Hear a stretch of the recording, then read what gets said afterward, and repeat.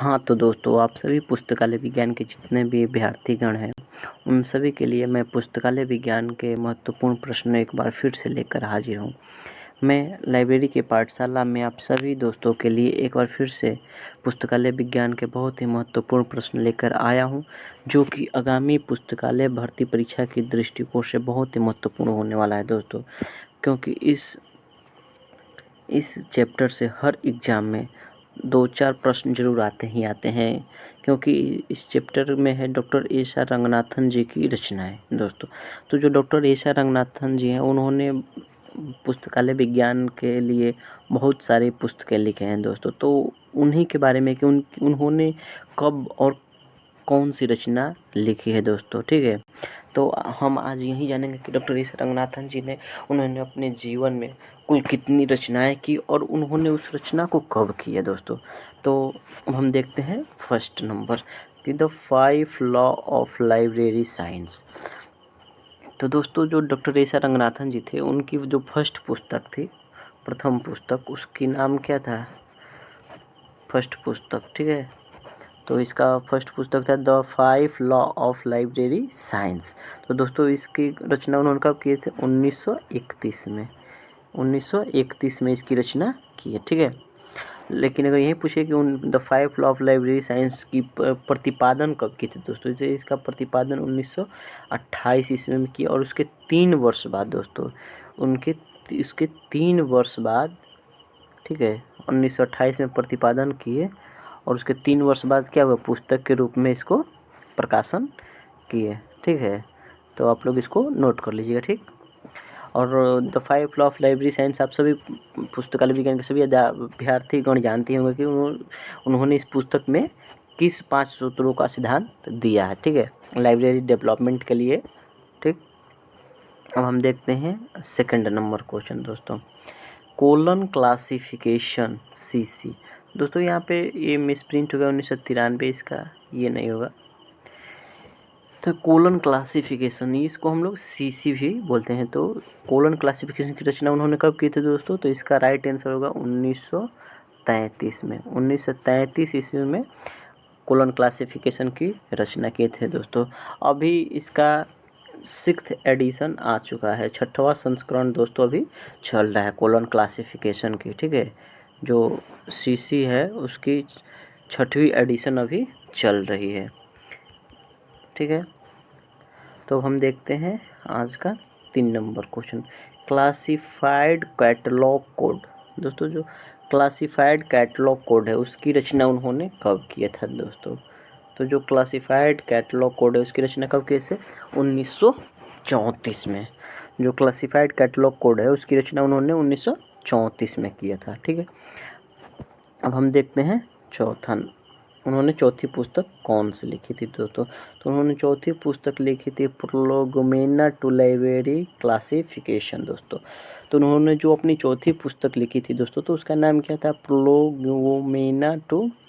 प्रोलोगोमेना to library classification. और इसको किस वर्ष में लिखा था, 1937 में, ठीक है। इसको उन्होंने 1937 में लिखा था दोस्तों। अब देखते हैं उनकी हम अगली पुस्तक उन्होंने कौन सा लिखे थे। तो अगली पुस्तक, वो जो 5वीं पुस्तक लिखी थी उसका नाम क्या था, थ्योरी ऑफ लाइब्रेरी कैटलॉग। उनकी 5वीं पुस्तक का क्या नाम था दोस्तों, थ्योरी ऑफ लाइब्रेरी कैटलॉग दोस्तों। जो इनकी 5वीं पुस्तक थी उसका क्या नाम था, the theory of library catalogue, ठीक। उनकी 5वीं पुस्तक थी थ्योरी ऑफ लाइब्रेरी कैटलॉग, वो 1938 ईस्वी में उसको लिखे थे, ठीक है। अब देखते हैं उनकी 6वीं पुस्तक। 6ठी पुस्तक उन्होंने कौन सा लिखा था, तो 6ठी पुस्तक वो लोग लिखे the elements of library classification 1945 में दोस्तों। तो उन्होंने जो 6ठी पुस्तक लिखे थे दोस्तों, वो कौन सी पुस्तक थी, एलिमेंट्स ऑफ लाइब्रेरी क्लासिफिकेशन। जो एलिमेंट्स ऑफ लाइब्रेरी क्लासिफिकेशन है जो तो आप लोग को एलिमेंट्स ऑफ लाइब्रेरी क्लासिफिकेशन पढ़ने से ये समझ में आ रहा है कि एलिमेंट्स मतलब तत्व होते हैं और लाइब्रेरी क्लासिफिकेशन उसी के बारे में इन्होंने लिखा था। जो कब लिखे थे, 1945 में लिखा था, ठीक है। अब हम बढ़ते हैं आज के नेक्स्ट क्वेश्चन की तरफ। तो अभी हम देखते हैं 7 नंबर पे उन्होंने कौन सी पुस्तक अपनी लिखी थी अपने जीवन में। तो जो 7वीं पुस्तक उन्होंने लिखी थी दोस्तों, उसका क्या नाम है? जो उन्होंने 7वीं पुस्तक लिखी थी दोस्तों, उसका नाम है क्लासिफिकेशन एंड इंटरनेशनल डॉक्यूमेंटेशन। तो दोस्तों जो उन्होंने अपनी 7वीं पुस्तक लिखी थी क्लासिफिकेशन एंड इंटरनेशनल डॉक्यूमेंटेशन, उसकी रचना कब की थी दोस्तों? 1951 में। ठीक है।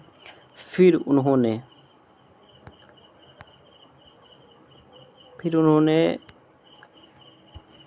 उसी वर्ष एक और पुस्तक लिखी थी, उसका नाम क्या था? क्लासिफिकेशन एंड कम्युनिकेशन दोस्तों। तो उन्होंने जो अपनी 8वीं पुस्तक लिखी थी दोस्तों, वो कब लिखे थे? क्लासिफिकेशन एंड कम्युनिकेशन, ये भी 1951 में ही लिखे थे। ठीक है। अब देखते हैं हम उनकी 9 नंबर बुक, जो अपनी 9 नंबर बुक क्या लिखे थे दोस्तों। तो 9 नंबर जो बुक लिखे थे वो तो था डॉक्यूमेंटेशन जीनियस एंड डेवलपमेंट। जो अपनी 9 नंबर बुक लिखे थे दोस्तों, उसका क्या नाम है? Documentation genius and development. तो इसका अभी प्रकाशन कब हुआ था? 1951 में हुआ था दोस्तों। तो यहाँ पे दोस्तों देखते हैं कि 3 बुक जो उन्होंने 3 बुक्स लिखे थे दोस्तों, वो कब लिखे थे?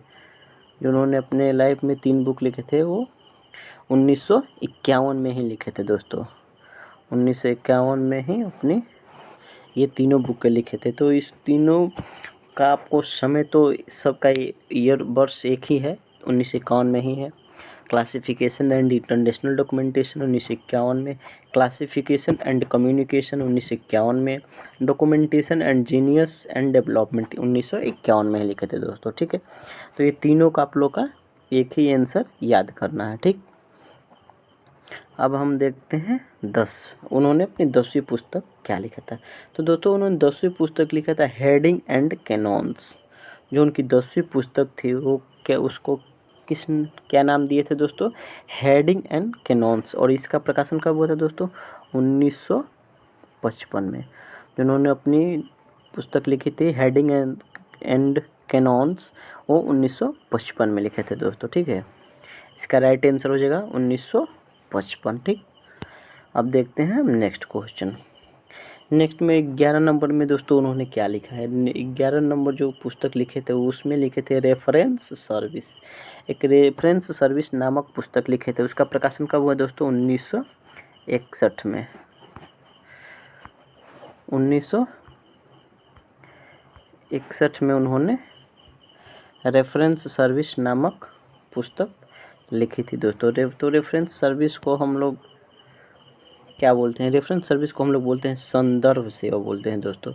जो संदर्भ सेवा है, संदर्भ सेवा नामक पुस्तक उन्होंने कब लिखी थी दोस्तों? तो इसका राइट आंसर हो जाएगा 1961 हो जाएगा इसका राइट आंसर। ठीक है।